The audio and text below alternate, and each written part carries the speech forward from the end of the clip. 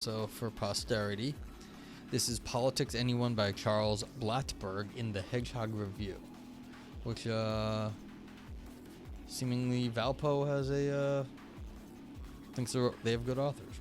Okay, good. So as always, let me know if you have any questions. My first time reading this, never read this journal, but it's like, kind of a little bit more public facing. It looks like a website, more of a public website than an academic insight, but they've got professionals writing for them, so this could be good. So this is Politics Anyone, Charles Blattberg, Hedgehog Review. Good liberals take politics seriously. That's why good liberals are not Rawlsian liberals. Imagine someone told you that politics is a great game, that when citizens respect just principles, they do so in much the same way that players have their shared end to execute a good and fair play of the game. You would probably wonder if they meant it, if they really believed that civic duties resemble those acquired when we join a game, namely the obligations to play by the rules and to be a good sport. Since, for most people, politics is a serious business. Alright, so this is interesting. We're already comparing it in terms of like game, I think this said like game theory or whatever, but the way philosophers mean games is not exactly what the public means by games. And so if it's said in a philosophical sense that, it's a game, well, that can mean like it can be a complex thing with like varying rules and strategies, which of course that covers a lot of stuff that have complex rules and strategies and like a set of payoffs at the end. Now, that's not what generally people mean by games when like the normal public talks about them, because games usually are for fun or like for sport. But like when philosophers talk about games in like this abstract sense, it could be basically anything that has distinct payoffs and strategies to get them. And that's why, but like for most people, the difference there is the value theory of it. It's that people put a lesser value on sport in some sense because it doesn't have the consequences are, if you lose, you go home. If you lose in politics, people die in politics. So it's not, politics is serious business, and that is different from like games in sport, which are meant to be, or quite often are less critical to people's lives. All right. No doubt this is, author says, no doubt this is because the stakes are so high, political decisions can affect how millions live or die. This is also why we take war seriously. Today, it seems incredible that 19th century Prussian militarist theorist Karl von Clausewitz felt it necessary to insist in his canonical work on war that war is no pastime, it is no mere joy in daring and winning, no place for irresponsible enthusiasts. It is a serious means to a serious end. Especially since the devastations of the 20th century, we have had no need of such an admonition. Yeah, no, that's not true. We need such an admonition now because it's constantly that, why do we always send the poor? Why do we always send the poor? Why do we always send the poor?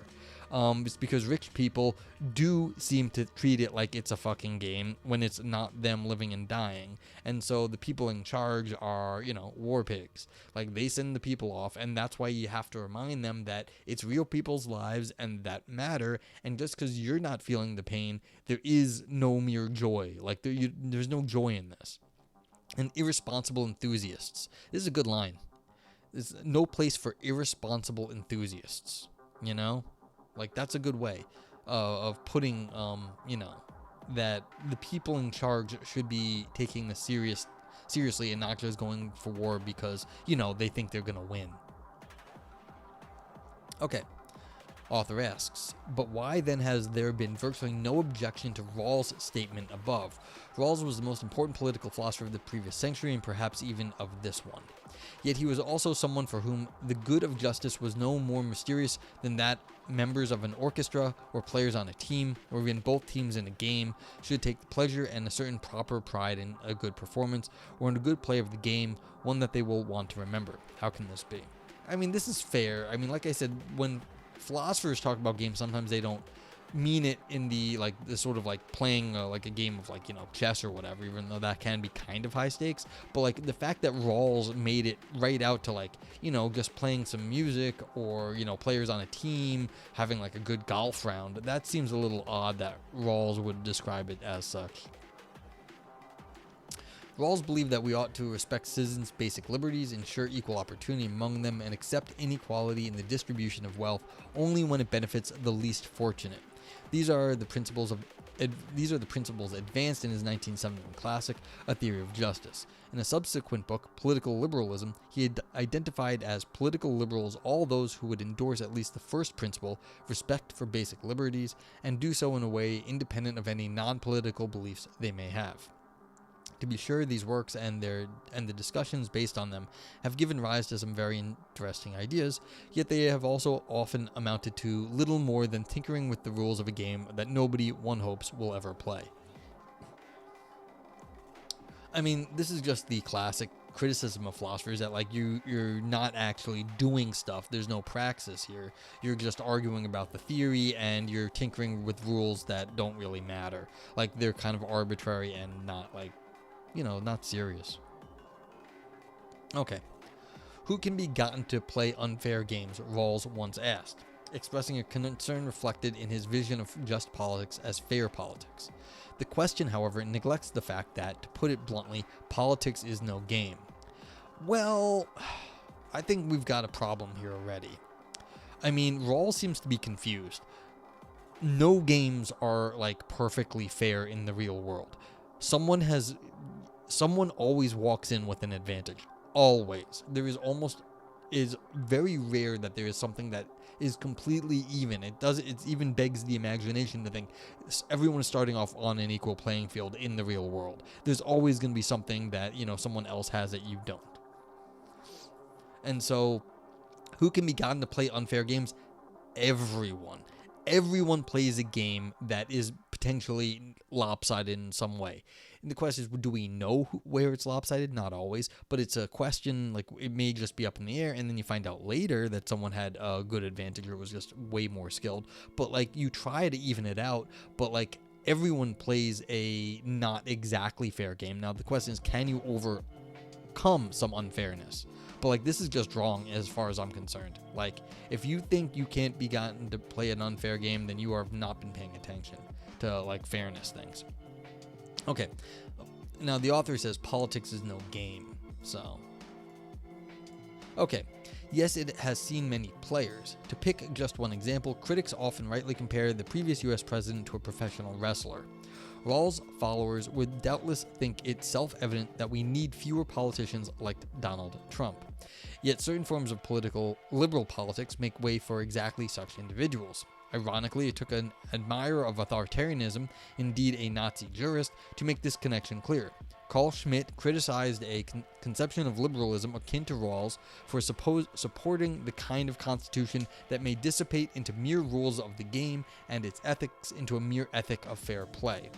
And as political philosopher and classicist Leo Strauss aptly described Schmitt's critique, this kind of liberalism leads to the establishment of a world of entertainment, a world of amusement, a world without seriousness. Ultimately, that can become very serious indeed.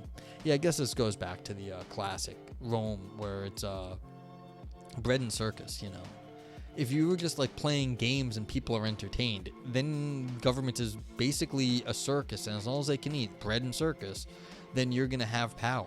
And that's not exactly what you want, because then, while the people are distracted, the, rich people will, consolidate power and get all the power for themselves. And then once they decide they don't need the rest of the people, they can do it as they please. Okay. The fact that Strauss was a Platonist adds even further irony, since Plato is the thinker most responsible for the idea that, if not politics, then political philosophy is a kind of game. That is why he has Socrates apologize in the Republic for having forgot that we were playing, and so having taken the project of constructing an ideal city in speech too seriously. Of course, Rawls proposed his own famous thought experiment, taking a step behind a veil of ignorance in order to reason from the perspective of the original position and thereby arrive at the principles of justice. It's worth noting that he once called this the reasoning game. Anyone who doesn't know, one of Rawls' very famous thought experiments was, look, if you didn't know where you were going to be born, like where you were going to be born, who you were going to be, who your parents were, what your circumstances were going to be, what kind of system of government and justice would you want to have set up? if you were going to be randomly placed into the world. And of course, because there are a lot more poor people than rich people, you're going to want a system of government that is, equitable for all the people. So of course, there's still going to be some, some people have more, other people who don't in any system. But the idea is that if you're behind the veil of ignorance, you don't know where you're going to end up. You want to actually make a system that would benefit a lot more people, because you're probably going to be in the more unfortunate part of the world. Okay. And he called this a reasoning game. Yeah. Again, game is a very slippery word. Okay, continuing. By all accounts, however, Rawls took political philosophy seriously. But when communitarians such as Michael Sandel complained that his approach implied a particular conception of the self, Rawls demurred. When we simulate being in this original position, our reasoning no more commits us to a metaphysical doctrine about the nature of the self than our playing a game like Monopoly commits us to thinking that we are landlords engaged in a desperate rivalry, winner take all. This is a problem for Rawls. People fight over games all the time. Like, this is how families get in trouble, is by playing these games and taking them a little too seriously. So the idea that people are actually people are confused when they're playing games. This is a problem. So it's that people play a game like Monopoly commits you to thinking stupid things. Yes.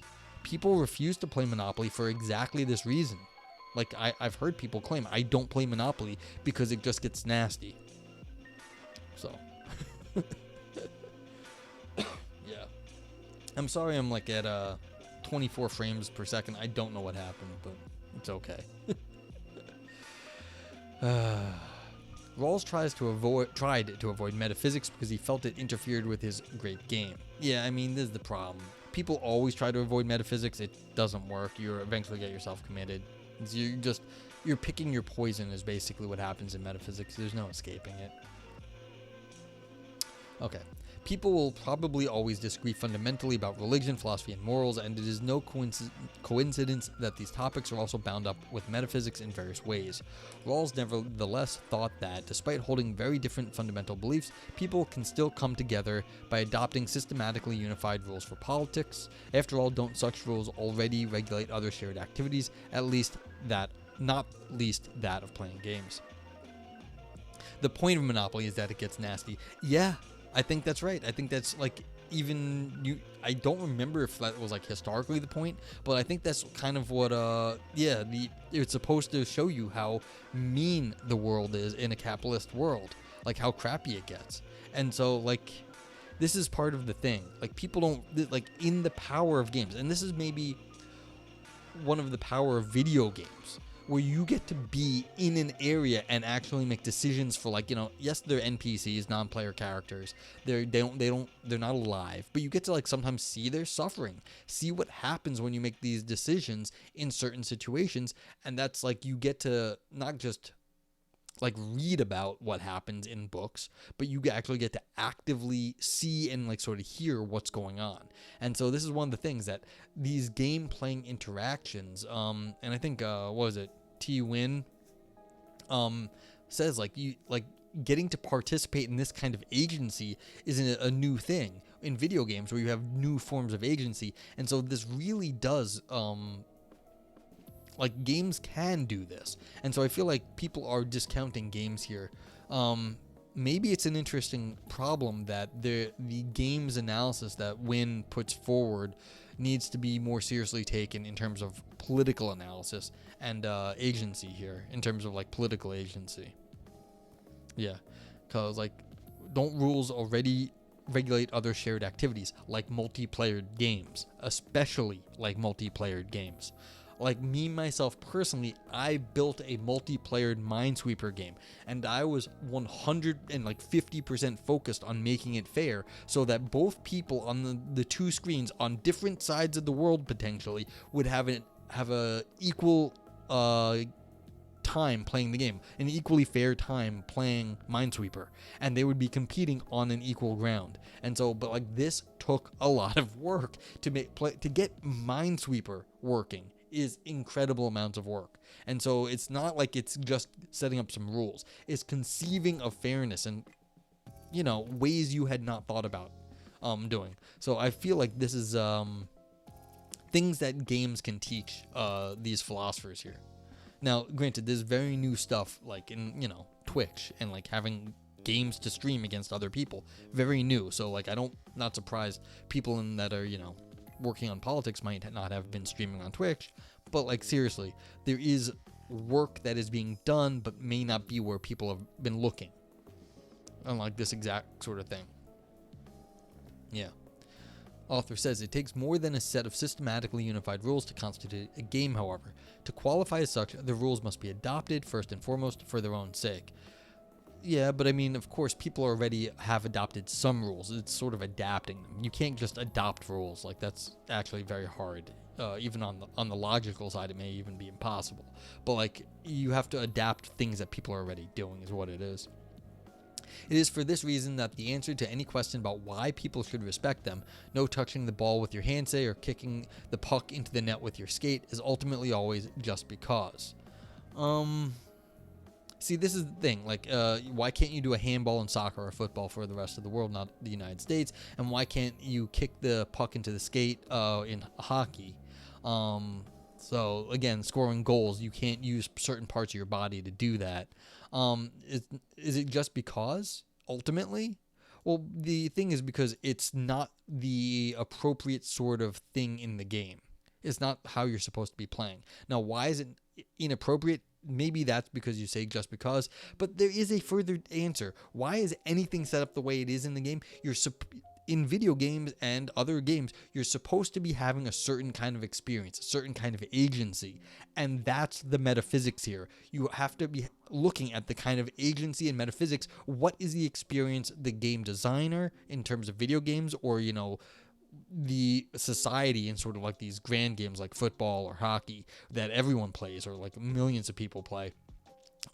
What is the experience that you're supposed to be developing as a person and interacting with others? Is the answer to that just because? Not really. That there are positive agency and traits that you are supposed to be getting out of this. That's not a just because answer. That's something more than that. So the author says that's how the game is played, nothing more. Yes, but why is the game played that way? There is a reason. Like, there is a value in the games. I mean, really. Nothing more. What's the value in games then? Strange. What is the value in playing? People play games for a reason. Okay.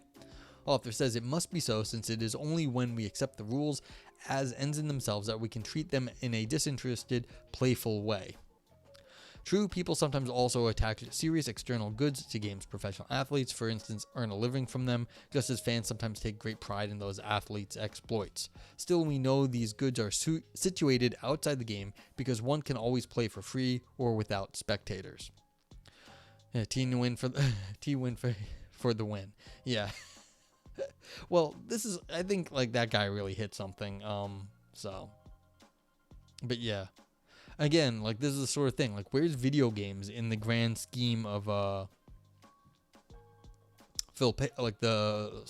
categorization of philosophy? Yeah, it's an art form, but it's under agency, so you're getting some weird categories there. So,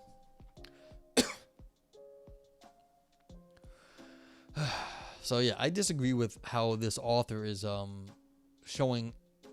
Yeah, I disagree with the author, but I also agree that the author is criticizing Rawls.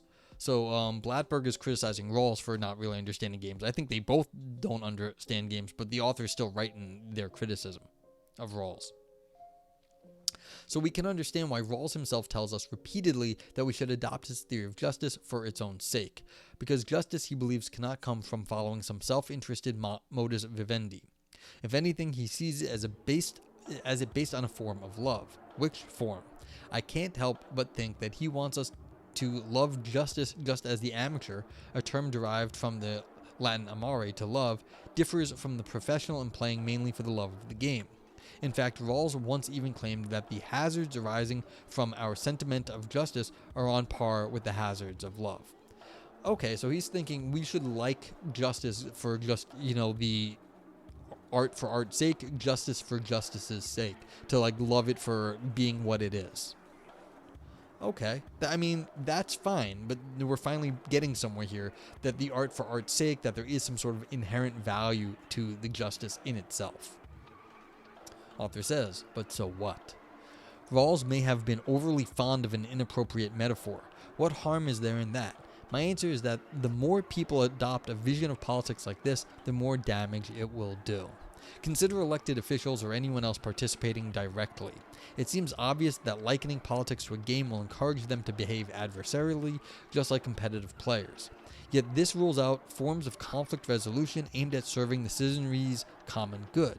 Conversation must clearly be set aside, since conversation requires earnest interlocutors, the kind who take their exchanges seriously. Moreover, who can listen with an open mind to someone seen as not merely an opponent but an adversary, that is, a person who gains only if and to the degree that one loses? Yeah, if it's a zero-sum game that someone's always losing for you to win, that's the wrong kind of game. And I agree with the author here that, like, if you're thinking of this stuff as zero-sum, then you've got a bad problem, because it will create this adversarial thing. And frankly, society is not like that. You know, society has risen up not at the detriment of other people, maybe the detriment of the earth, but like that's a different problem, not necessarily that way. But like the idea that like someone's always losing in politics, well, someone might be losing in politics, but like the common good of like the people may just all rise. And so that's like fine, and that's definitely not a zero-sum game at that point. Okay, an even deeper challenge arises when we are faced with conflicts over what Rawls refers to as the basic structure of society. On such occasions, he would have citizens engage in what he calls public reason, which effectively means that they should stop competing and become their own referees. However, we rarely expect competitors in a game to be capable of such neutrality. That's why I think the legal philosopher Ronald Dworkin had a slightly more realistic sense of what can and should take place. Dworkin was, in his own way, enamored of the idea of politics as a game or sport, but he thought that Supreme Court justices should settle societal disagreements over the application of basic rules, assessing arguments advanced by lawyers much as referees, here please, from rival team captains. I mean, yeah, you're still going to need some arbiter in any game. The idea that everyone's going to play fair or have full understanding of the rules is a bit naive. That you can play a game, but not everyone's going to understand what's going on as well. And so that means they may not even realize they're playing badly. And that'd be unfair to the people who are playing well. So yeah, it is unrealistic that people are going to have to self-govern themselves. That's true, because who else can govern us? It's not like we can ask our alien overlords to just, settle all of our disputes. And that's the thing, we can't really ask the Supreme Court to settle all of our disputes either. It's gonna have to arise from the people, but like it's in some sense better that like some people try to be neutral and adjudicate when needed. Otherwise, you're gonna have people who don't understand the stakes making bad decisions. Okay, Rawls' vision of justice as fairness also affects those who do no more than follow politics. Echoing Strauss now, I'm led to ask, if citizens conceive of politics as a game, why should we expect them to approach it as anything other than entertainment? Political journalism that emphasizes scandal, infotainment, and a horse race approach to elections already encourages this tendency far too much. Surely, given today's looming threats to liberal democratic values, we need less rather than more of it. Finally, making politics into a kind of game undermines what Rawls himself called the strength of the citizenry's sense of justice. While it's true that games can elicit passion, normally this is only of a rather superficial sort, and so not the kind that can support real-world commitments. However, those are precisely what we need to make towards the things we care about, not for their own sake, but for our own. Surely justice is one of those things. Alright, cutesy little paper. I like it. I mean, I disagree with it on a number of points. But tell you the truth, I mean, it's very nice. I'm going to say some very mean things in a second, but like it's a very nice little paper. It says, look, we have to get a bit more serious here about what we're doing, and the game metaphor in looking at politics is not helping us.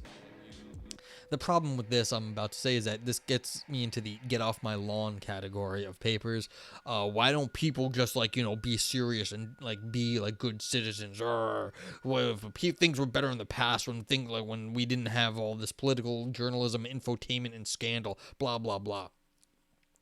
Do any of you out there know the play Chicago, where some women are on trial? I haven't seen it in a million years.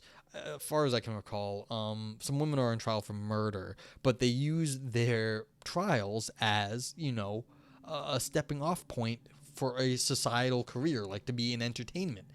This is not a new thing that the media can be co-opted, and like injustice doesn't really matter. Like, this is Chicago is not a new play. It's a very old play about how you can co-opt society through the media. So the idea that like things are like better now or worse now, I'm not so sure. This has been going on forever. And so the idea that like, oh, okay, we need to have a stronger sense of justice. Are we so sure that like things were like, how are you going to do that? Because the things that were suggested right here are things that have been happening for all time. And so like the idea that like politics isn't a horse race, it kind of always was. Now, have things been better or worse in the past? Of course, they're not the same as they are now as they were then. But I mean, being like rah rah rah, we have to strengthen the citizenry's sense of justice. How really? I mean, the idea of games, as we were talking about earlier, is that there is more to the games. Maybe people should be playing more games. Maybe we should have more serious games so that they can see how the political agency, how politicians make a difference. Maybe someone who is designing a city, like what's it called? This one, SimCity, like The Sims, SimCity, all these sort of games where you're sort of building societies and you're trying to like have that people be happy. They're games, but that's giving people a serious understanding that you have to pay your fucking janitorial staff. You have to pay the the people who maintain the sewers so that like the rest of like society functions. And so these are games, but they are games with the serious point, in some sense, that they give you an understanding of how society runs. And so you can't discount the idea of the game. The problem is that if you're doing it for the cheap thrills, if you're treating games as something that isn't serious, then yeah, you got a problem.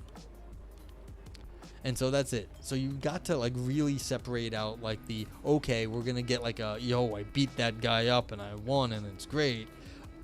But like, you can play a game with a different kind of agency. And this is the thing, that once you understand that games modify agency, as we were saying, as T. Win says, then all of a sudden it's not just this is how the game is played, nothing more. That's what the rules are. It's that they're trying to show you something about how people interact with each other and their world, something unique that you might not have seen otherwise. Of course, things can be fantastical or fun or just like titillating, whatever it is. But like, you can play also serious games, and so you should take them seriously. And so politics is no game, but it can be played as such. That it can be played as such is a fact. That is how things are going right now. People are like, checking wins and loses on different political points. How it affects the populace, be damned. But that's what we need to fix, is that people have to realize if you're playing in an unserious way, that's bad. If you're playing in a serious way, that's good. What is the right way to be playing? And so this is the problem here. War is no pastime. It is no mere joy in daring and winning. No place for irresponsible enthusiasts. It is a serious means to a serious end. Yeah, and so this is the author is saying, politics is no pastime. It is no mere joy in daring and winning. No place for irresponsible enthusiasts. Politics is a serious means to a serious end. That's right. How do we get people to understand that? They're saying, well, we have to cut down on the gaming. I'm saying, no, you have to re-understand the gaming to make it better, because just cutting down on it is not an answer, because that just leaves a void. And so I don't know if this author has... I think they're right that we shouldn't be frivolous, but like they're wrong in their suggestion, because they didn't actually make a suggestion. They just said we have to not make it into a kind of game. But like, yeah, that doesn't Hey Inferno, what's up? How we doing? I'm doing well this week. I finished up. I'm just finishing up this paper saying that we shouldn't treat politics like a game. I agree with the author here, saying, and how you doing, by the way? Um, I agree with the author that like treating politics like a frivolous game is bad. But like nowadays we got way more serious games, and like treating politics like a very serious game, that's fine. How should we be interacting with each other, and do video games potentially show us how we can have like serious interactions with each other? Yeah, they can, and so that's fine. Yeah. Well, that's kind of what the author was criticizing, that there was too much game theory that was sort of frivolous and like one-sided. You had to study for your master's? Yeah, I believe it. Um, yeah, but the author is here saying we have to cut down on it because it's too frivolous. I'm saying we have to re-understand the kind of games we're playing, not treat it like it isn't a game, but that the right kind of game is better. Yeah. Otherwise, actually, I had a pretty good week. I finishing up I have a paper I've been working on, and then basically it's kind of dumb. I asked a professor I know if he'd take a look at it, and he said he would. So that was a few weeks ago, and now it's finally ready to send out to him. I'm pretty pleased about that. Something else went well this week, so that's good. So yeah, it's good. But like, finished up this paper, cutesy, little paper. It's nice, and yeah.